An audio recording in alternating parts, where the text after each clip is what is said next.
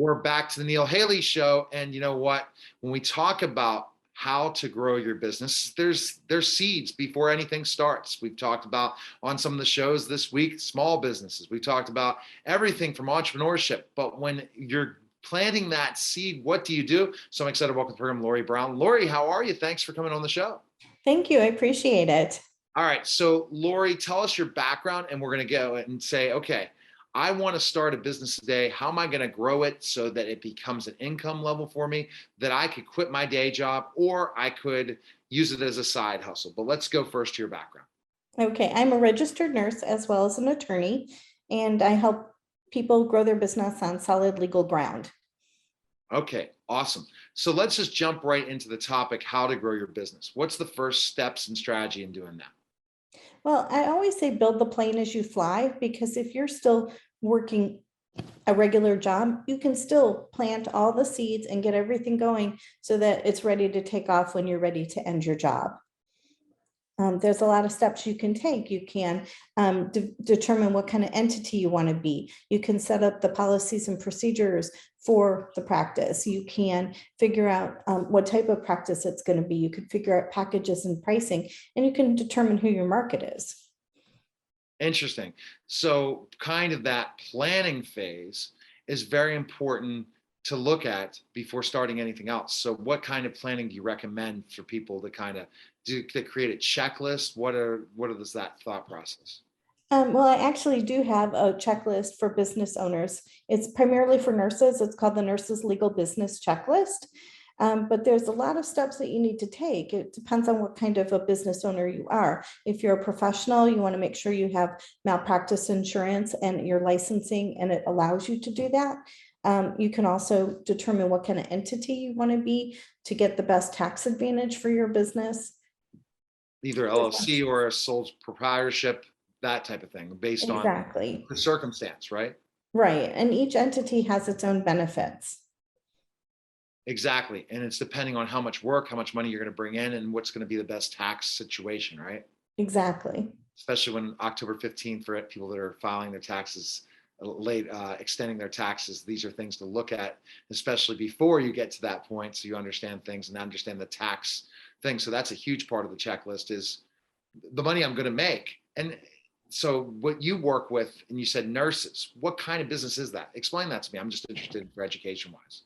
There's actually 101 businesses nurses can start depending on what they're good at. So they can do teaching, consulting, coaching. They can do home health care. They can do elder care. They can do staffing agencies. Nurses are so burnt out right now. They're looking for something else. So And they basically, it's their business. They're not answering to anybody else. They're the license, right. using their license, and they're getting contracts or getting into different places, working as themselves instead of an entity, correct? Right. Right. And right now, if they go to a job, the patients come with the room, versus when they are on their own, they have to get their own patients. So it's a shift in their mindset in terms of, you get to be a nurse, you just have a different type of patient depending on whatever business you choose. The marketing is interesting for that, right? It's a Right. huge thing, but trusting the big business it's hard to say, okay, I'm used to just going to the hospital. I want to hire my own person. So you really have to understand marketing, business cards, all these things to make you differentiate yourself with other people who have decided to do the same thing, right? Right. Right. Okay. And you're looking at down the line, you're expanding from not just nurses to, you said, Right. I work with health and wellness office-based professionals to help them leverage their business. Now, they're the ones that are working all the time in their business. They don't think anyone else can do what they do. And so they want to change that, and they want to make more money and work less. and that's huge.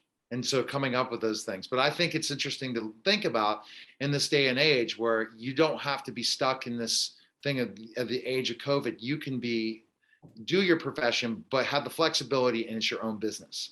Is there Absolutely. risk involved? And that's why, again, you practice law on this too, right? There are risks if Right. you don't have the right licenses in place, insurance in place. You got to purchase that insurance. Those are the types of things you help people with, right?